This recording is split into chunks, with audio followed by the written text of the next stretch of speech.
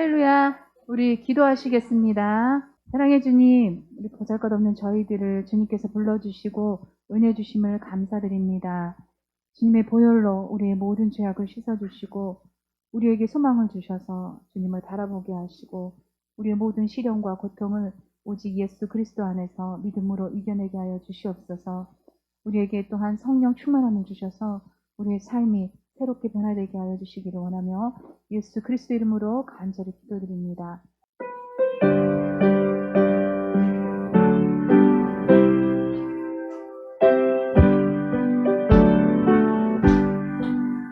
온 세상 위하여 나 복음 전하리 한 백성 모두 나와서 주 말씀 들으라 죄 중에 빠져서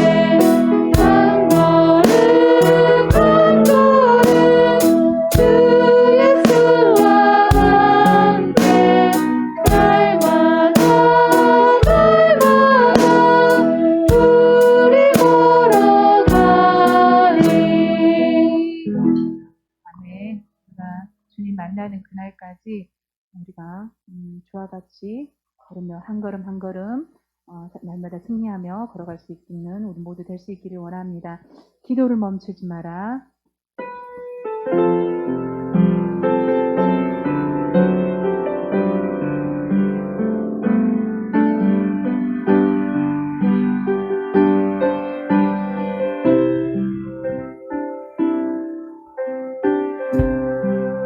기도를 멈추지 마라. 눈앞의 상황이 마음을 눌러도 원망치 마라. 너의 힘을 지켜라. 저는 너의 힘을 보고 있다.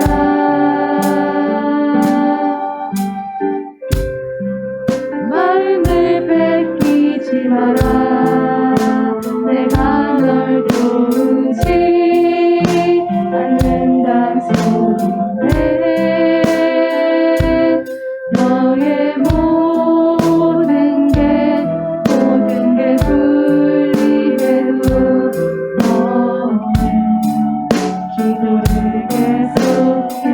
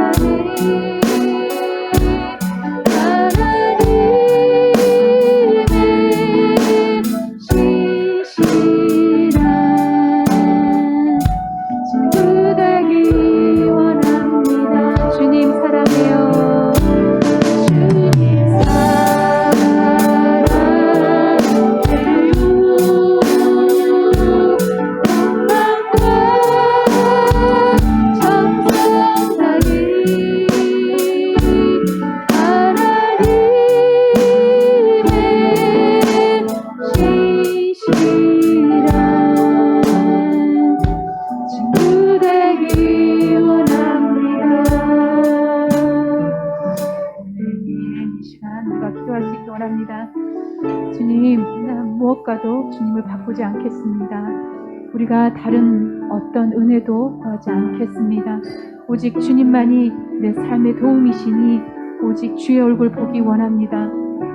이것이 우리의 평생의 고백이 되기 원하며 그 은혜가 우리에게 임하게 해주시기를 이 시간 간절함으로 하나님 앞에 기도하시겠습니다. 아버지 하나님, 은혜와 사랑의 하나님 감사합니다. 하나님, 나 무엇과도 주님을 바꾸지 않겠다고 하나님, 우리가 입술로는 찬양하면서도 하나님, 우리가 때로는 하나님, 우리가 주님과 바꾸는 것들이 얼마나 많은지 하나님, 우리를 자신을 되돌아보게 하시고 아버지 하나님, 우리 평생에 하나님, 이 고백이 아버지 하나님, 우리가 흘러나올 수 있도록 주여 인도해 주시기를 원합니다. 아버지 하나님, 그래서 우리의 삶이 하나님 변화되길 원하며 우리의 생각이 하나님 변화될 수 있도록 주여 인도해 주시기를 원합니다. 아버지 하나님, 우리가 마지막 때를 하나님 준비하며 나아갈 수 있도록 주여 인도해 주시기를 원합니다. 하나님, 우리가 나그네의 삶을 살고 있는데 하나님, 내가 때론 주인이 되려고 하진 않는지 주여 아버지 하나님, 우리가 움켜쥐고 아버지 놓으려고 하진 않는지 하나님, 우리를 뒤돌아보게 하여 주시옵소서. 하나님, 온전한 나그네의 삶을 살아갈 수 있도록 하나님, 주님 될 때에 아버지 하나님, 착하고 충성된 종아 내가 잘하였도다 하나님 칭찬받는 우리 모두가 될 수 있도록 주여 우리의 삶 가운데 하나님 그 길을 따라갈 수 있도록 주여 인도해 주시기를 원합니다. 이 시간 예배 가운데 함께하여 주시옵소서. 하나님 같이 드리지 못하는 영혼들에게도 주께서 함께하여 주셔서 아버지 하나님, 영혼 아버지 잘된 것이 아버지 앞에 하나님 우리가 온전히 드려지는 예배 될 수 있도록 주여 인도해 주시기를 간절히 바라고 원합나이다. 아버지 하나님, 이 시간 예배 가운데 함께하여 주시옵소서. 온전한 회복과 하나님 온전한 기도가 하나님 앞에 연락될 수 있도록 주여 인도해 주시옵소서.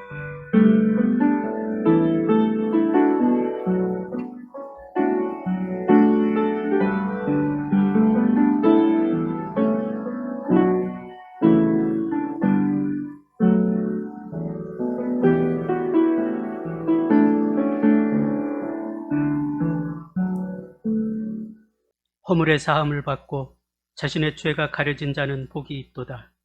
마음에 간사함이 없고 여호와께 정죄를 당하지 아니하는 자는 복이 있도다. 내가 입을 열지 아니할 때에 종일 신음함으로 내가 뼈가 쇠하였도다. 주의 손이 주야로 나를 누르시오니 내 진액이 빠져서 여름 가뭄의 마름같이 되었나이다. 주께 내 죄를 아뢰고 내 죄악을 숨기지 아니하였더니 곧 주께서 내 죄악을 사하셨나이다. 이로 말미암아 모든 경건한 자는 주를 만날 기회를 얻어서 주께 기도할지라. 진실로 홍수가 범람할지라도 그에게 미치지 못하리이다. 주는 나의 은신처이오니 환난에서 나를 보호하시고 구원의 노래로 나를 두르시리이다. 너희 의인들아, 여호와를 기뻐하며 즐거워할지어다. 마음이 정직한 너희들아, 다 즐거이 외칠지어다. 살아계셔서 역사하시는 하나님, 주님의 은혜를 사모하는 거룩한 주의 백성들 하나님의 전에 모여 예배합니다. 하늘의 신령한 것들로 채우시고 충만한 은혜 가운데 역사하여 주시옵소서. 그래서 우리가 왜 이 땅에 살아가야 되는지를 분명히 깨달아 알고 거룩한 그리스도인의 삶을 살아가기 부족함이 없도록 역사하여 주시옵소서. 오늘도 예배합니다. 우리의 예배를 기뻐 흠양하여 주시고 참으로 하나님의 자녀답게 이 땅을 살아갈 수 있는 힘과 권세와 능력을 더하여 주시옵소서. 감사를 드리며 예수님의 이름으로 기도드리옵나이다. 아멘. 다 같이 일어서셔서 사도신경으로 살아계신 하나님 앞에 우리의 신앙을 고백하겠습니다. 나는 전능하신 아버지 하나님, 천지의 창조주를 믿습니다.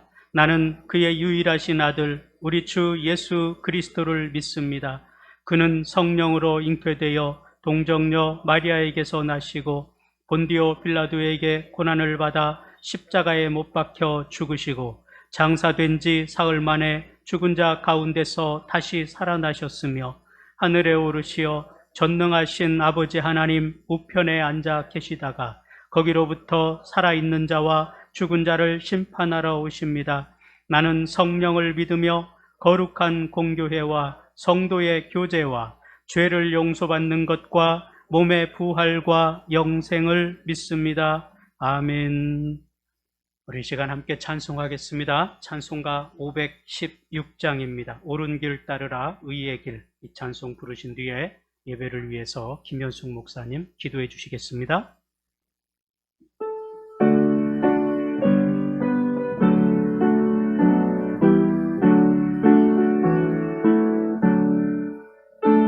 옳은 길 따르라 의의 길, 세계 만민의 참된 길, 이 길 따라서 살기를 온 세계에 전하세. 만 백성이 따를 길, 온 지나서 동든다. 환한 빛 보아라 저기, 주 예수의 나라 이 땅에 곧 오겠네 오겠네. 주 예수 따르라 승리의 주, 세계 만민이 나갈 길과 진리요 참 생명, 내 창검을 부수고 한 따르라 화평강, 어둠 밤 지나고 동끈다. 환한 빛 보아라 저기, 주 예수의 나라 이 땅에 곧 오겠네 오겠네. 놀라운 이 소식 알리어라, 세계 만민을 구하려 내 주 예수를 보내신 참 사랑의 하나님. 만 백성이 따를게 밤 지나고 동튼다. 환한 빛 보아라 저기, 주 예수의 나라 이 땅에 곧 오겠네 오겠네. 고난 길 헤치고 찾아온 길, 많은 백성을 구한 길, 모두 나와서 믿으면 온 세상이 마침내 이 진리에 살겠네. 어둠 밤 지나고 동튼다. 환한 빛 보아라 저기, 주 예수의 나라 이 땅에 곧 오겠네 오겠네.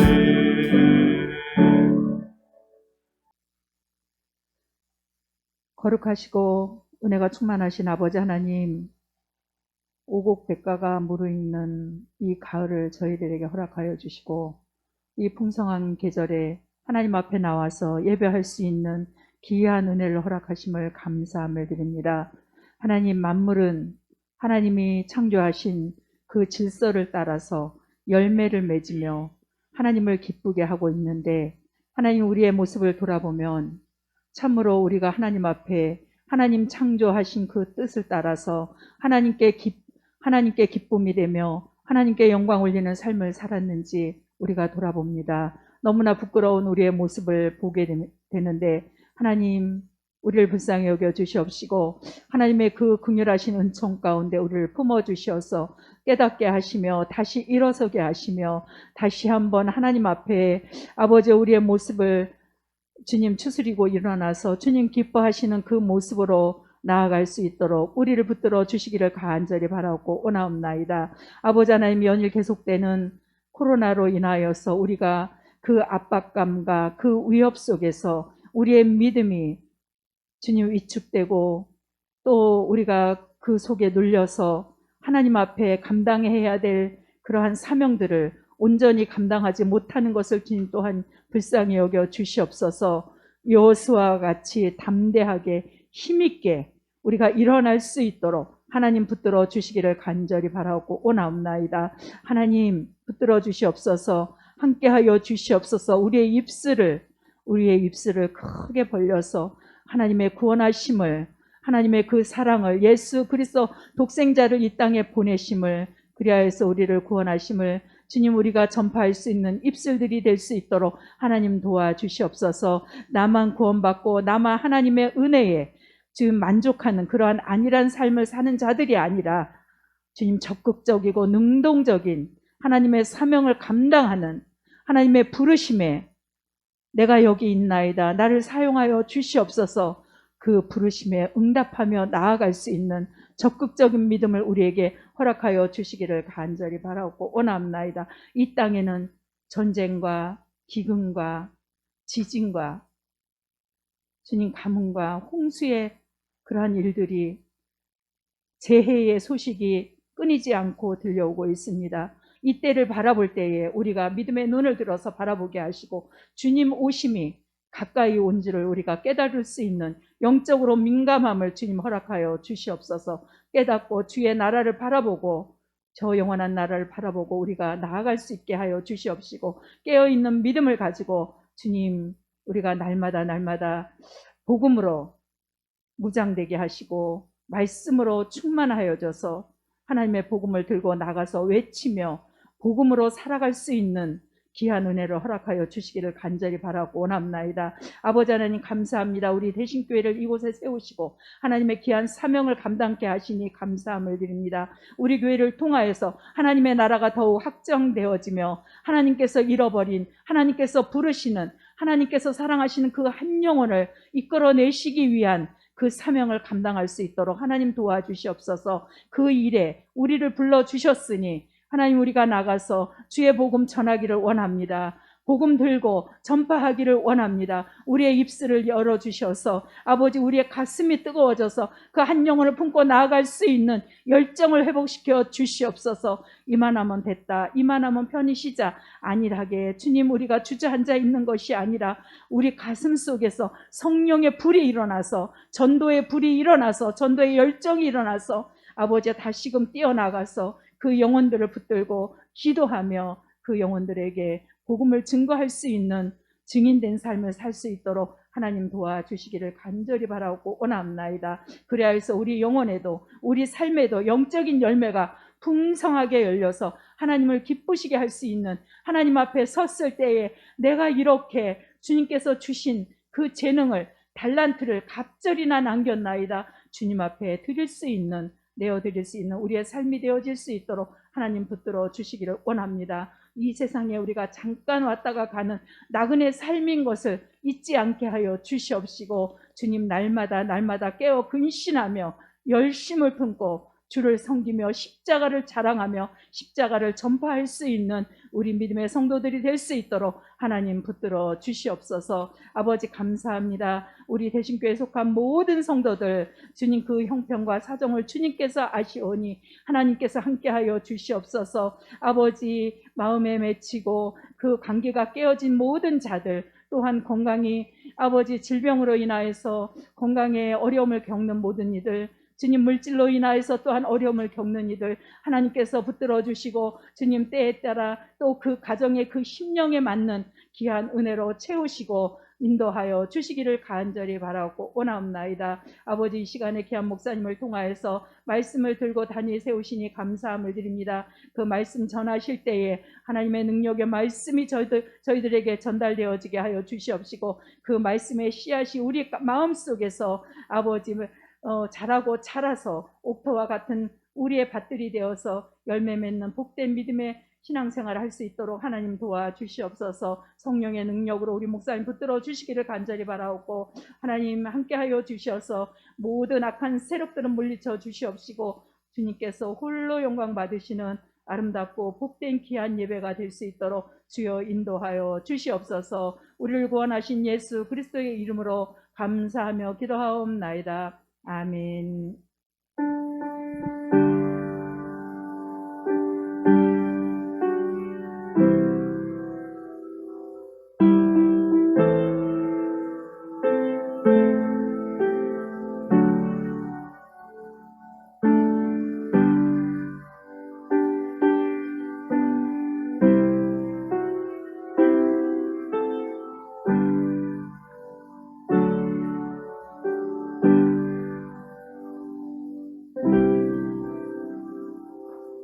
요한계시록 11장 7절에서 13절까지 보겠습니다. 요한계시록 11장 7절에서 13절 말씀 한 목소리로 같이 봉독하도록 하겠습니다. 그들이 그 증언을 마칠 때에 무저갱으로부터 올라오는 짐승이 그들과 더불어 전쟁을 일으켜 그들을 이기고 그들을 죽일 터인즉 그들의 시체가 큰 성 길에 있으리니 그 성은 영적으로 하면 소돔이라고도 하고 애굽이라고도 하니 곧 그들의 주께서 십자가에 못 박히신 곳이라. 백성들과 족속과 방언과 나라 중에서 사람들이 그 시체를 사흘 반 동안을 보며 무덤에 장사하지 못하게 하리로다. 이 두 선지자가 땅에 사는 자들을 괴롭게 한 고로 땅에 사는 자들이 그들의 죽음을 즐거워하고 기뻐하여 서로 예물을 보내리라 하더라. 3일 반 후에 하나님께로부터 생기가 그들 속에 들어가매 그들이 발로 일어서니 구경하는 자들이 크게 두려워하더라. 하늘로부터 큰 음성이 있어 이리로 올라오라 함을 그들이 듣고 구름을 타고 하늘로 올라가니 그들의 원수들도 구경하더라. 그때에 큰 지진이 나서 성 10분의 1이 무너지고 지진에 죽은 사람이 7천이라. 그 남은 자들이 두려워하여 영광을 하늘의 하나님께 돌리더라. 아멘. 예, 오늘 우리가 좀 어려운 주제를 다룹니다. 우리가 날마다 하나님의 말씀 앞에 서면서 기쁨이 있어야 되고 감사가 있어야 돼요. 근데 우리가 주와 함께 길 가는 것 참 즐거운 일이 아닌가. 찬송 부르는 모습이 별로 안 즐거운 것 같아요.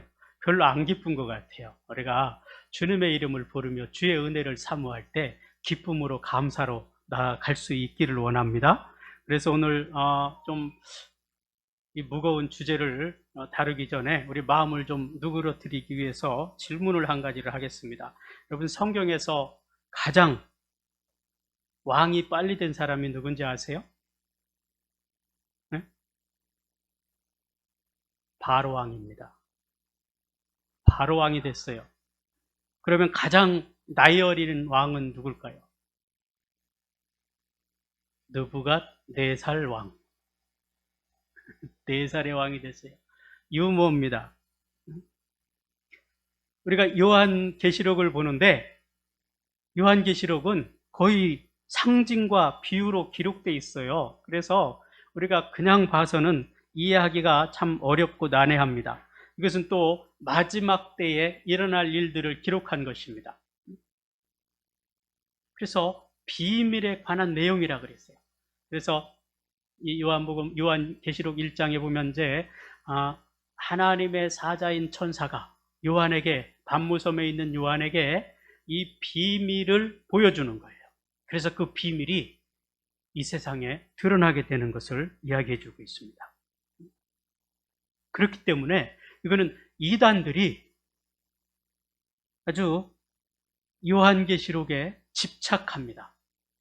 그래서 이단이라고 하는 그런 집단에 보면 거의 요한계시록을 중심으로 모든 것들이 해석되고 이해되어지는 거예요. 영국의 아서왕이 있죠. 그 일화에 보면 엑스칼리버라는 검이 있습니다. 바위에 꽂혀 있는 검인데 이 검을 뽑는 자가 왕이 된다는 전승이 있습니다. 그런데 아무도 그 칼을 뽑지 못해요. 힘이 세고 능력이 있는 그 누가 와도 이 검을 뽑지 않습니다. 뽑으려고 아무리 힘써도 꼼짝도 하지 않습니다. 결국에는 이 아서가 등장해서 그 바위에 꽂혀 있는 검을 뽑고 왕이 된다는 이야기예요. 이 이단 교주들에게 있어서 요한계시록은 아서 왕의 이 엑스칼리버와 같은 존재입니다. 그래서 자기가 이 계시록을 짠 풀어내고 자기가 왕 중에 왕이라는 거예요. 그 인터넷에 보면 이제 무명의 덕후라는 이름을 가진 이 탈북자가요, 이만희 신천지에 그 행사 영상을 보고 충격을 받았습니다. 충격을 받은 이유가 뭐냐면 이 백마를 탄 이만희가 김정일도 백마 타고 백두산 가잖아요. 똑같다는 거예요. 근데 행사를 할 때 보면 김정은이 자신을 신격화하기 위해서요, 행사에 사용하는 음악이 있습니다. 근데 신천지가 그 음악을 비슷하게 따라한다는 거예요. 또 김정은이 입장하는 모습을 같이 따라서 한다는 거예요. 양옆에 신천지 행사에 보면 그래요. 뭐 종합운동장 같은 데서 크게 행사를 하잖아요. 그러면 뭐 악대 이게 연주하는 사람이 쫙 연주를 하면 그 사이를 쭉 지나가는 거예요. 이 김정은도 똑같이 그렇게 한다는 이야기예요. 그리고 특징 중에 하나가 거기에 신천지 행사에 참여하는 여성들은요, 거의 대부분 한복을 입어요. 근데 북한에서 김정은 행사할 때도 한복을 입고 한대요. 그리고 북한이 자랑하는 이 10만 명의 집단 체조가 있어요. 카드 섹션 하는 거 있죠. 신천지도 똑같이 해요. 뭐 누가 따라 했는지 모르겠어요. 이만희 씨가 나이가 더 많아서 김정은이 그걸 따라 했는지, 아니면 김정은을 신천지가 따라 했는지, 이렇게 똑같아요. 결국은 자신의 존재를 드러내는 거죠. 자신이 계시록 6장과 19장에 나타나고 있는 말탄자라는 거예요. 백마탄자라는 것을 드러내는 것입니다. 백마탄자를 어떤 사람들은 적그리스도라 보기도 하고요, 어떤 사람은 그리스도로 보는 사람도 있습니다. 유명한 주석가 메투엘리 같은 사람은 그리스도로 보았어요. 근데 그리스도로 보는 것이 맞지 않나, 그렇게 생각이 돼요. 왜냐하면 6장에 보면 면류관을 받은 자로 표현합니다. 이 백마탄자를 면류관을 받은 자라고 표현해요. 근데 19장에 가면 그 이름이 충신과 진실이라, 그가 공의로 심판했다, 그렇게 이야기합니다. 적그리스도는 충신이 아니에요. 진실하지도 공의롭지도 않습니다. 그에게 면류관을 주지도 않을 것입니다. 우리가 지금 계속해서 요한계시록을 이제 살펴보고 있어요. 새벽에도 보고, 우리가 여러분들이 큐티를 통해서 요한계시록의 말씀을 매일매일 읽고 묵상하게 될 것입니다. 그 큐티 내용에 보면요, 그 내용들, 우리가 이해하기 어려운 용어들이 설명을 아주 자세하게 잘 해놨어요. 그리고 저자가 그 부분마다 그날마다 내용을 설명을 잘 해놨어요. 그것만 꼼꼼하게 읽어봐도 이해하기가 굉장히 쉽게 돼 있습니다. 오늘 우리가 함께 살펴보는 이 말씀은 지난 목요일에 우리가 살펴봤던 그런 이야기예요. 그러나 우리가 이 말씀들을 그냥 간과하고 넘어갔다면 오늘 말씀이 좀 생소할 수도 있고 어려울 수도 있을 것입니다. 그리고 이 요한계시록은 전체적으로 이렇게 쭉 연결이 돼 있어요. 오늘 본문의 내용은 어느 부분이냐 그러면 7 나팔 재앙 중에서 6 나팔과 7째 나팔 사이에 일어나는 일입니다. 7째 나팔이 불면 이 땅이 끝나는 거예요. 근데 6째 나팔과 7째 나팔 사이에 일어날 일들에 대해서 이야기해 주고 있습니다. 그래서 우리에게는 더욱 중요한 부분이에요. 그래서 마지막 때에 일어날 일들, 어떤 일이 벌어지겠는가, 이것들을 우리가 살펴보는 것입니다. 우리 도표 하나를 보여줘 보세요. 어떤 분이 이 도표를 아주 잘 만들어 놓으셨어요. 저는 이제 덕분에 편하게 이렇게 그냥 활용을 합니다. 뭐 허락은 안 받았지만 용서해 줄 거라 믿고 그냥 사용하는 거예요. 근데 이분은 보니까 이게 흰말을 적그리스도로 보셨더라고요. 그래서 흰말을 저기 왼쪽에 보면은 쭉 나오죠. 왼쪽에 이게 요한계시록이 세 단계로 이렇게 나눠져 있어요. 그러니까 왼쪽에 나타나 있는 부분, 거기에는 이제 7인에 대해서 이야기합니다. 그래서 첫 번째가 7인이 열리면서 첫 번째 흰 말이 나오고, 그 뒤에 이어서 붉은 말, 검은 말, 청황색 말, 그리고 제단의 순교자들이 나오고, 6번째로 큰 지진과 천재 변화가 일어나는 거예요. 말세 지말에 일어날 일이라 그랬습니다. 지진이 일어나고 화산이 폭발하고 이런 일들이 일어나는 거예요. 지금도 뭐 어느 나라인지 제가 정확하게 기억은 안 납니다만 화산이 폭발해가지고 그 화산재가 바닥까지 흘러가는 그런 모습이 지금 연출되고 있습니다. 그 6번째 나팔이 불은 다음에 7번째 나팔이 불면 이 땅이 끝나는 거예요. 근데 그 6번째 나팔과 7번째 나팔 사이에 어떤 일이 벌어지는가, 중간에 보면은 일곱 나팔 재앙이 일어나는데 우박과 불이 바다가 피가 되고 강이 쑥이 되고 해가 어둡게 되고 황충이 나오게 되고 유브라데에 묶여있던 이 네 천사가 다시 나타나게 됩니다.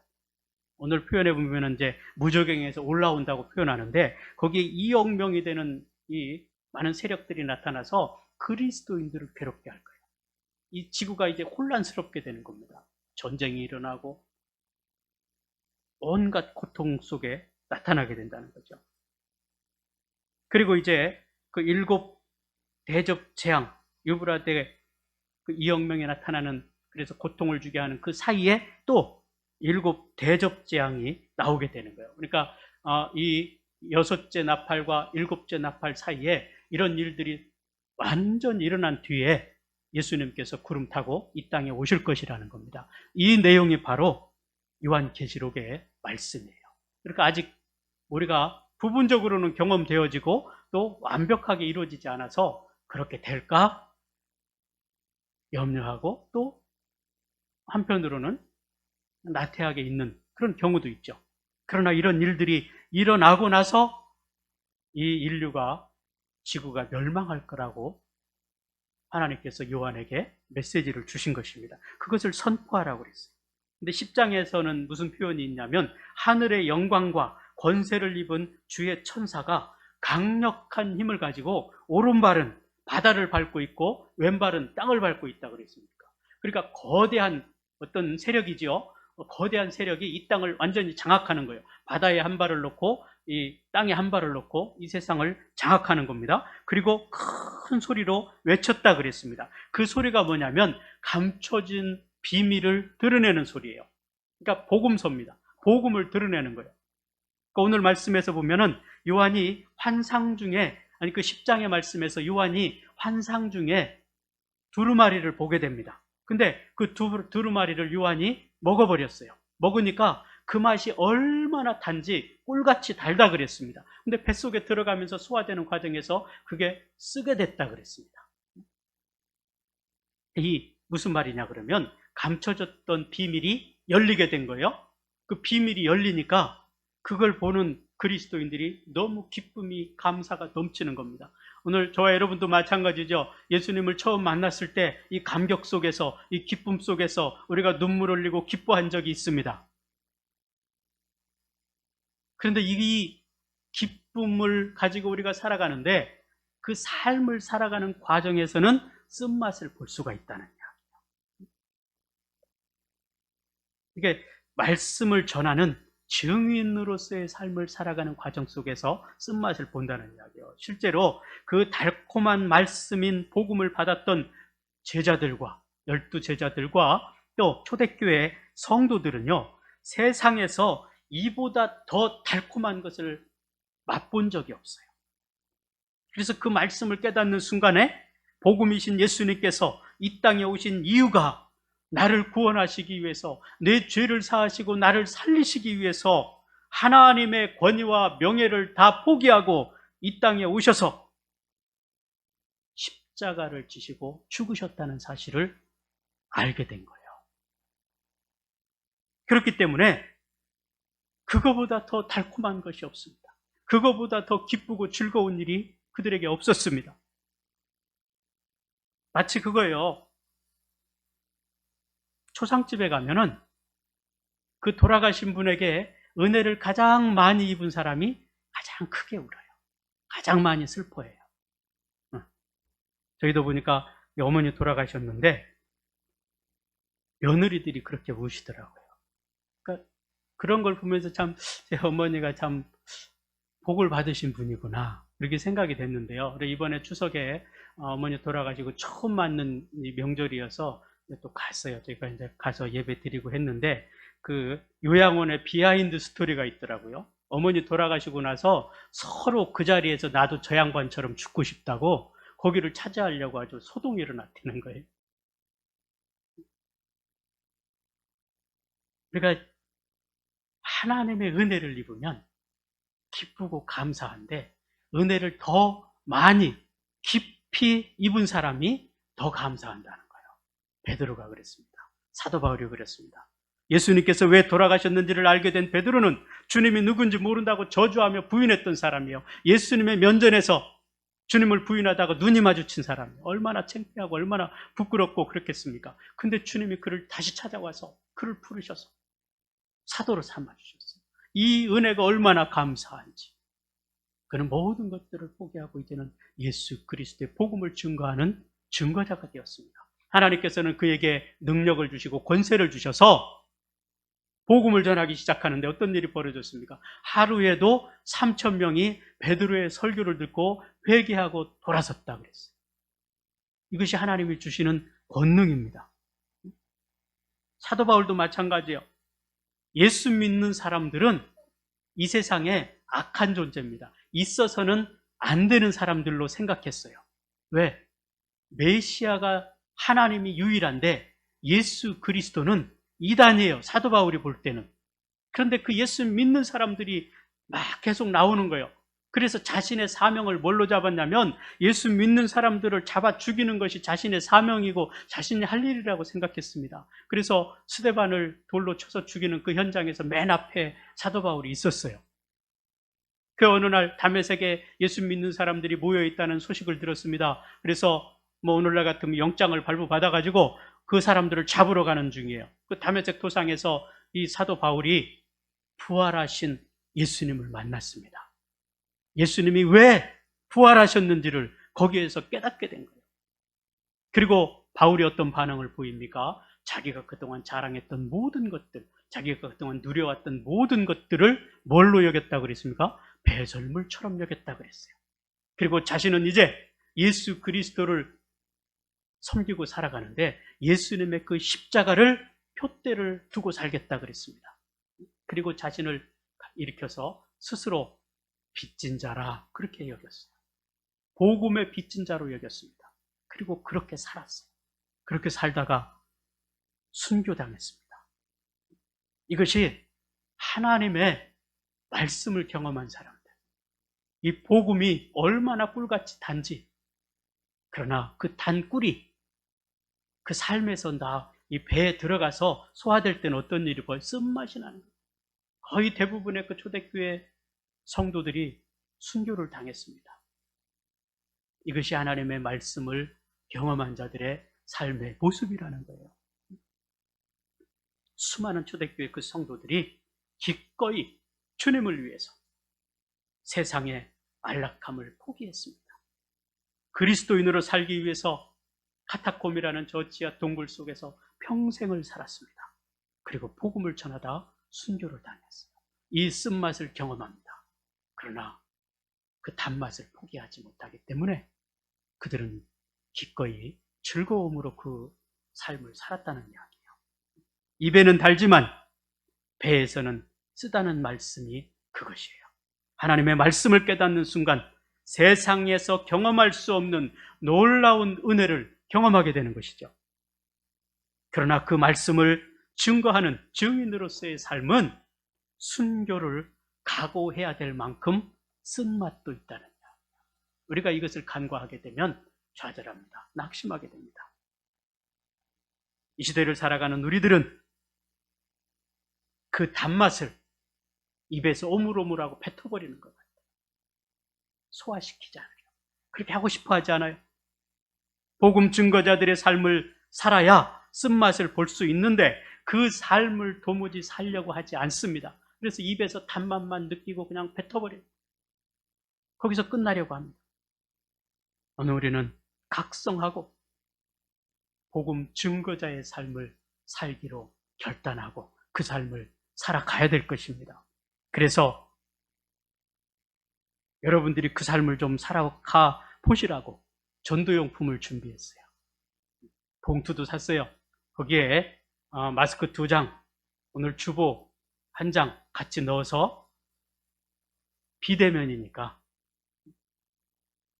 사람 만나서 이야기하고 하면 또 불편하니까 그 현관문이 있잖아요. 거기다 딱 걸어 놓을 수 있도록 비닐봉투가 있더라고요. 그럼 5장, 10장 이런 가져가셔서 어렵지 않잖아요. 지나가다가 다른 사람 내가 전도하기로 작정한 사람 그 집 앞에 열심히 기도하시고 그 다음에 가세요. 거기다 걸어놓고 오세요. 하나님이 그 속에서 역사하실 것입니다. 그러니까 힘쓰고 애써서 이 복음 증거자의 삶을 살아야 돼요. 단맛만 빨아먹고 그냥 끝내버리면 안 돼요. 그럼 어떻게 되겠습니까? 제가 저희 집에 좀 오래된 잡곡이 있었어요. 근데 가끔 이렇게 이제 비둘기들이 서너 마리 와서 있어요. 주기 시작했더니 와서 기다리고 있어요. 그게 좀 계속 줬어요. 근데 지금은 안 줘요. 왜 그런지 아세요? 이게 베란다 같은 곳에 공동으로 쓰는 큰 이제 에어컨 실외기가 있어요. 거기 앉아서 똥을 얼마나 싸놨는지 안 되겠더라고요. 그것만 고이 먹고 가면 얼마나 좋겠습니까? 근데 먹은 자리에다 똥 싸놓고 에어컨 실외기에다 똥 싸놓고 관리실에서 보면 이제 큰일 날 것 같아요. 그래서 이제 그만 주기로 했어요.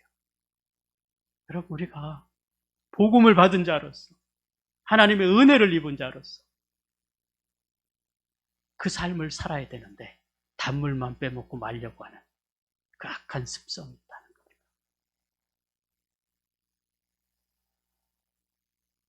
모르겠어요. 저는 그런 것 같아요. 저를 볼 때.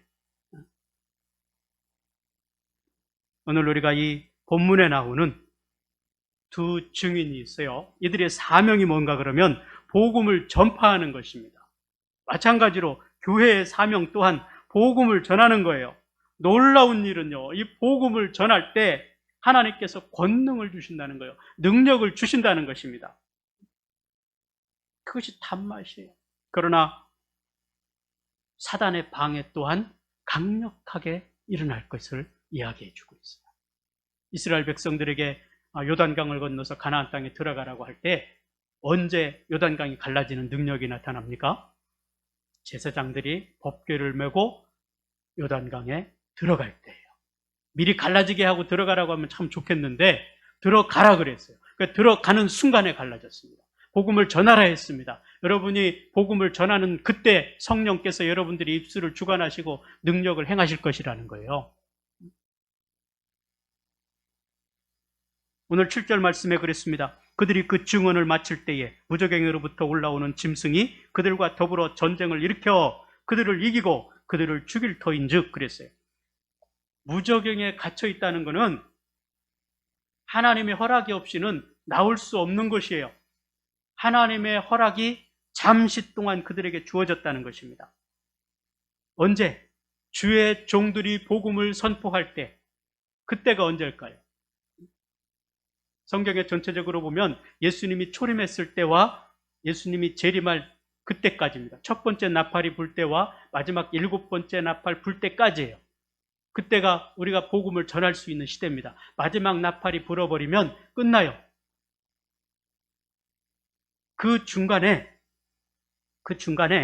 무저갱에서 올라오는 짐승이 그들과 더불어 전쟁을 일으킨다는 겁니다. 복음을 전하는 자들과 전쟁을 일으킨다는 겁니다. 세상의 세력이 교회와 싸워서 그들이 이긴다는 거예요. 이 무저갱이 어느 곳이냐 그러면 바닥이 없는 구렁텅이를 말합니다. 천사가 타락해서 벌을 받는 곳이에요.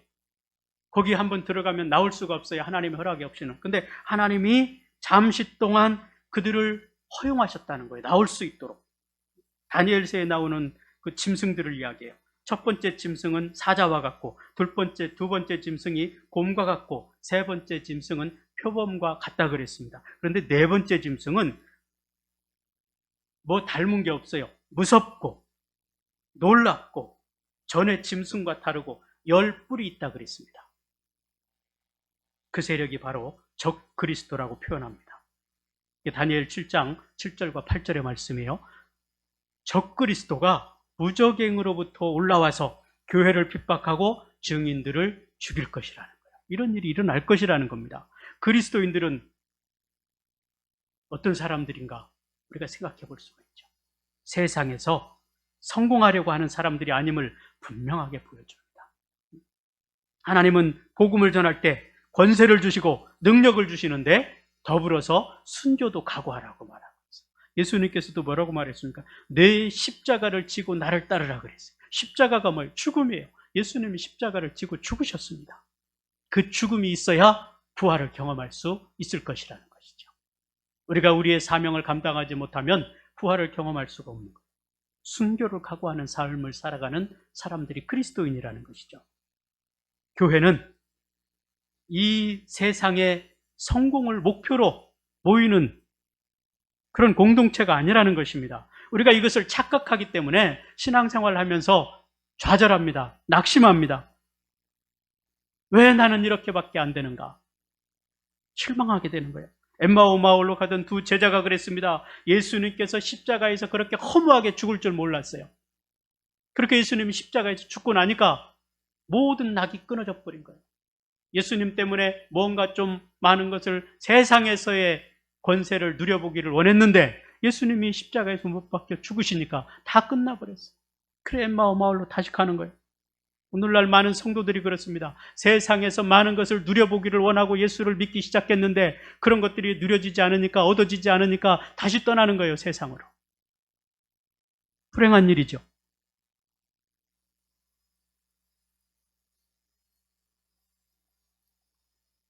오늘날 이 교회의 모습은 영적인 일보다는 세상의 성공에 더 관심이 많기 때문에 교회에 하나님의 역사가 강력하게 일어나지 않습니다.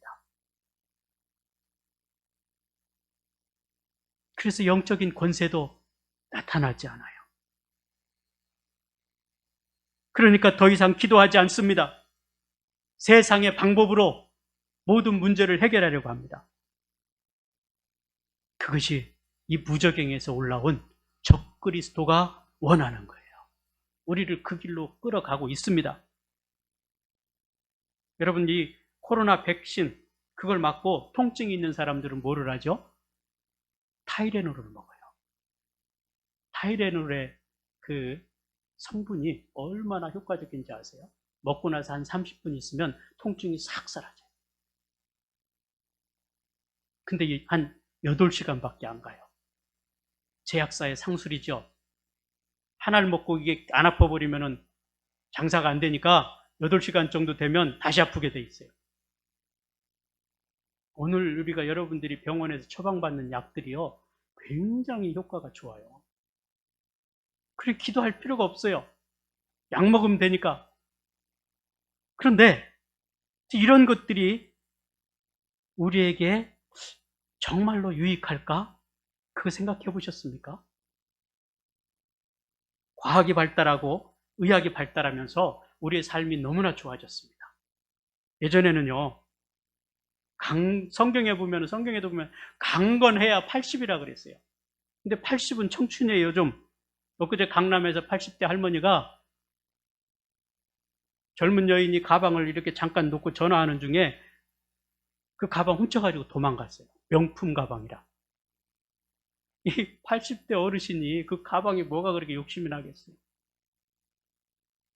그만큼 젊다는 거예요. 80이면 청춘이라고 말하잖아요. 예전에는 60세까지만 산 것도 참 이게 대단한 일이라고 환갑잔치를 했어요. 요즘 환갑잔치 하면 민폐입니다. 집에서 자식들하고 조촐하게 식사하고 말아요. 그잖아요. 수명이 그렇게 늘어났어요. 그런데 이렇게 오래 사는 것이 정말 우리에게 복일까 하는 이야기입니다. 약을 통해서 여러분 나이 드신 분들은 약이 뭐 한가득에 10개 먹는 사람, 막 13개 먹는 사람, 그 약에 의지해서 건강을 지키고 살아가는 거예요. 사실은 그게 복이냐는 거죠. 과거에 히스기야 왕이 죽게 됐습니다. 그때 하나님께 기도했어요. 하나님, 나 좀 살려주십시오. 그러자 하나님께서 그의 인생을 15년을 연장시켜 주셨습니다. 근데 그의 연장된 15년의 삶이 결코 복이 아니었어요. 가장 타락한 때였어요. 그전에는 히스기야가 개혁을 하고 하나님 앞에 충성된 종이었는데 이게 생명을 새로 15년 연장 받고 난 뒤에 한 일이 살아났으니까 외국에 사절단이 왔어요. 그 사절단에게 하나님의 은혜를 찬송해야 되는데 자기가 가지고 있는 금괴, 이게 성전 문을 다 열어서 자기 것 자랑해 줬습니다. 나중에 그거 다 뺏겼어요. 그 사절단들이 와서 어디가 뭐 있는지 다 봤잖아요. 와서 그 있는 대로 문 열어서 다 가져갔습니다. 비참한 최후를 맞이했어요. 오늘 우리 인생이 그거예요. 하나님이 우리를 생명을 연장시켜 주시고 더 살게 해주신 것은 세상에서, 이 더러운 세상에서, 추악한 세상에서 더 낙을 누리고 기쁨을 누리고 살아가라고 한 것이 아니라 끝까지 복음을 지키고 살아가라는, 그리스도인으로 승리의 삶을 살아가라고 하는 것입니다. 그런데 우리는 이 기간 동안, 덤으로 살아가는 이 기간 동안 어떻게 살아가는가 하는 이야기죠.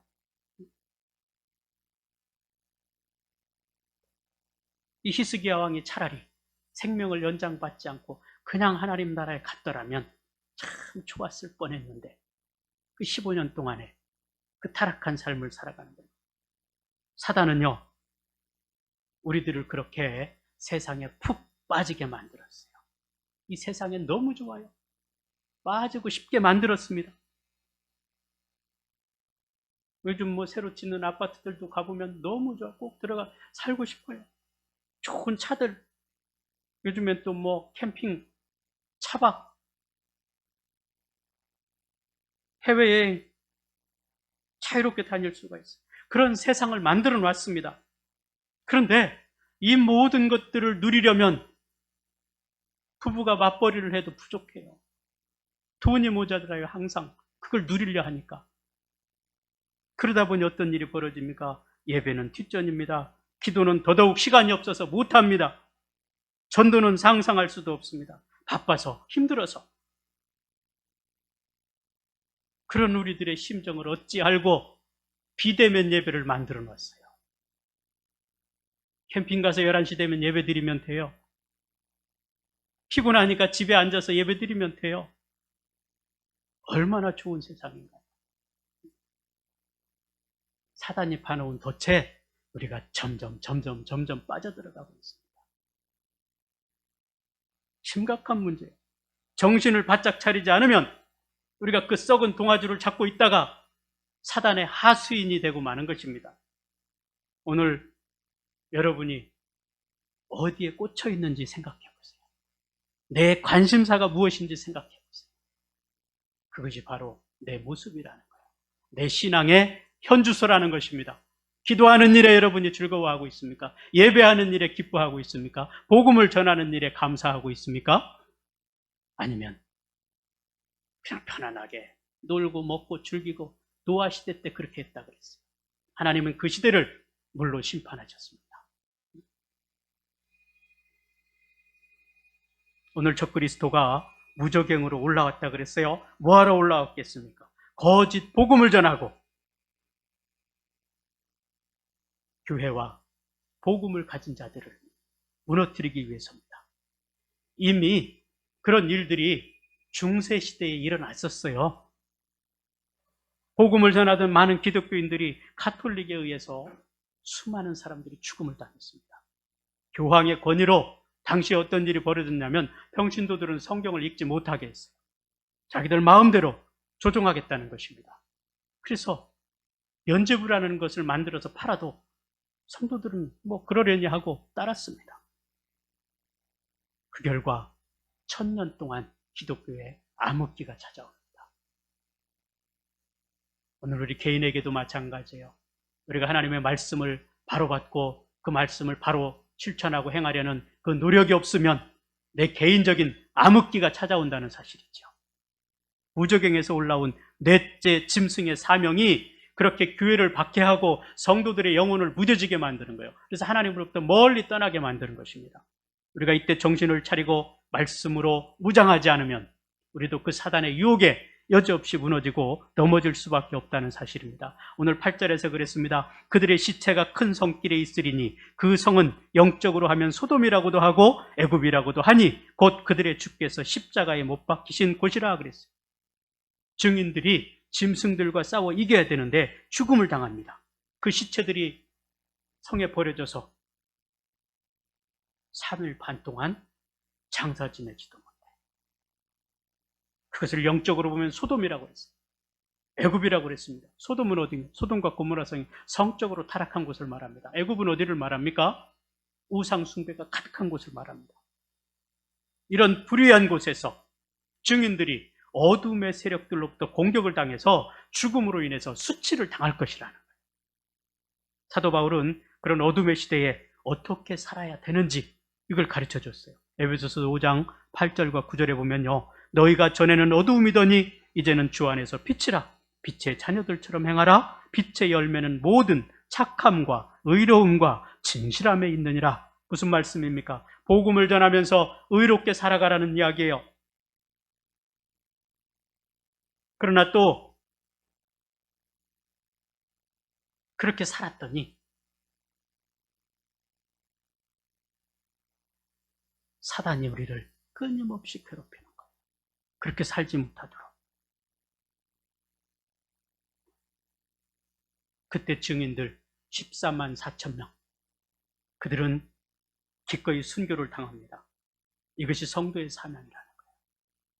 예수님께서 내 십자가를 지고 나를 따르라 그 말씀하신 것처럼 성도들은 그 말씀을 따라서 살아가는 것, 이것이 우리의 본분이라는 사실을 기억하라는 것입니다. 오늘 우리가 주의 말씀으로 인해서 하나님의 역사가, 하나님의 능력이 충만하여 지기를 바라고, 하나님께서 우리 안에 주시는 이 놀라운 은혜 가운데 우리에게 맡긴 사명이 무엇인지를 다시금 생각하고, 타락하고 부패한 이 시대지만 우리가 하나님의 뜻을 쫓아 살아갈 수 있는 은혜와 능력이 있어서 세상을 변화시키는 그리스도인들이 될 수 있기를 바랍니다. 우리 히브리서 11장에 보면 그런 말씀이 있습니다. 믿음의 사람들이 복음을 위해서 살아가는데 무엇 때문에 그렇게 살아갔는가? 상 주신 이심을 바라보고 살았다고 그랬어요. 우리가 이 땅에서 믿음의 삶을 온전히 살아갈 때 하나님께서 우리에게 상을 주신다는 것, 그걸 바라보고 믿음대로 살아갔는데 그 중에 모세가 사는 삶을 이야기를 합니다. 그는 세상에서 모든 것을 가질 수 있는 왕의 권세를 가졌습니다. 그럼에도 불구하고 사람이 육신의 죄악의 낙을 누리는 것보다 그리스도를 섬기는 것이 낫다고 생각해서 왕좌를 버리고 하나님의 말씀을 증거하는 자의 삶을 살았다고 고백하고 있습니다. 오늘 저와 여러분의 삶이 되기를 바랍니다. 오늘 이 말씀이 우리에게 깊은 교훈이 되고 우리의 삶 속에 그 말씀을 따라 살아갈 수 있는 은혜와 능력이 되어서 저와 여러분들의 삶이 하나님이 기뻐하는 그런 삶이 될 수 있게 되기를 주의 이름으로 축복합니다. 우리 함께 기도하겠습니다. 하나님에게 능력이, 하나님의 권세가 오늘 우리 가운데 함께 하셔서 우리가 날마다 주의 말씀을 따라 살아가고 하나님의 말씀으로 인해 그 말씀이 꿀과 송이꿀처럼 달고 때로 쓴맛이 우리 안에 있을지라도 복음 전도자의 사명을 온전히 감당하는 자들 되게 하여 주시옵소서. 그래서 마지막 때에 하나님께서 주시는 상급으로 천국에서 하나님께 영광을 돌리며 기뻐하며 감사하며 영원한 영생의 삶을 살아갈 수 있는 우리 대신교회 모든 성도들 되게 하여 주시옵소서. 이것을 위해서 간절히 기도합니다. 살아계셔서 역사하시는 하나님, 오늘 주님께서 함께하여 주시고 능력 가운데 역사하여 주시기 원합니다. 아버지 하나님이여 믿음으로 세워주시옵소서. 주께서 은혜로 역사하여 주시옵소서. 온전히 주님의 뜻을 이루어 살아가게 하시고 하나님의 능력을 따라 살아가기 부족함이 없게 하여 주시옵소서. 주께서 나를 부르셨고 예수 그리스도의 십자가 보혈로 나를 구원해 주셨으며 하나님 자녀 삼아 주셨습니다. 아버지 하나님, 그 단맛을 느꼈던 우리가 아버지 세상에 빠져 살아가지 아니하게 하시고 하나님의 말씀 가운데 쓴맛이 있을지라도 사명자의 길을 걸어갈 수 있는 은혜를 주시옵소서. 오늘도 주님께서 함께하여 주시옵소서. 아버지 붙들어 주시고 역사하여 주시옵소서. 아버지께서 온전케 하여 주시기를 간절히 바라고 합니다. 아버지께서 붙들어 주시고 역사하여 주시옵소서. 하나님께서 간절히 주시옵소서. 아버지 하나님께서 역사하여 주시고 이끄시옵소서. 아버지 하나님 함께하여 주시옵소서. 아버지 하나님께서 믿음 가운데 세워주시기 원합니다. 주님께서 선한 능력으로 일어나게 하시고 주의 뜻을 이루어 주게 하여 주시옵소서. 우리의 선포되는 복음을 통해서 이 땅에 복음과 회복이 일어나게 하여 주시옵소서. 함께하여 주시옵소서. 같이 일어나서 찬양합니다. 저 높은 하늘 위로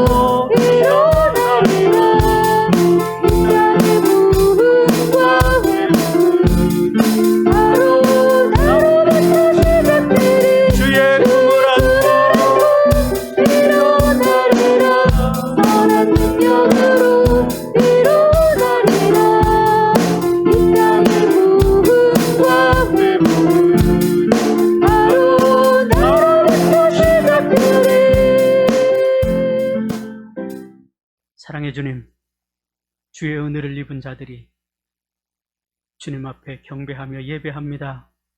우리의 이 예배를 기뻐 받아주시고 우리를 거룩하고 복된 자리로 인도하여 주시는 것을 믿습니다. 우리의 삶 속에서 주의 그 뜻을 이루어 살아가기 부족함이 없게 하여 주시옵소서. 성령의 능력을 따라 살아가기 부족함이 없게 하여 주시옵소서. 오늘도 귀한 예물 드립니다. 드리는 예물 위에 축복하시고 성령의 능력과 권세로 역사하여 주시옵소서. 하나님의 것을 구별하는 주의 백성들 가운데 함께하여 주시옵소서. 주 일원금을 드렸습니다. 선교 예물을 드렸습니다. 교회 사랑헌금을 드렸습니다. 또 특별히 보금자리를 허락하신 하나님께 감사한 마음으로 예물을 드렸습니다. 그곳에서 주의 나라를 선포하고 드러내는 삶을 살게 하여 주시고 하나님께서 능력과 권세로 역사하여 주시옵소서. 이 모양 저 모양으로 주 앞에 헌신하는 주의 백성들 가운데 함께하여 주시고 무엇보다도 하나님의 은혜를 충만하게 입고 영적인 삶을 살기에 부족함이 없게 하여 주시옵소서. 오늘도 주님께서 은혜로 역사하시고 또 한 주간의 삶 속에서 예수 그리스도의 그 능력을 힘입어 승리의 삶을 살아가기 부족함이 없게 하여 주옵소서. 지금은 우리 주 예수 그리스도의 은혜와 하나님 아버지의 크신 사랑하심과 성령의 대주 교통하시고 역사하심이 오늘 하나님의 말씀을 따라 그리스도인의 삶을 살기를 다짐하고 돌아가는 주의 백성들 위에와 저들의 가정 위에 지금으로부터 영원토록 함께 있을지어다. 아멘.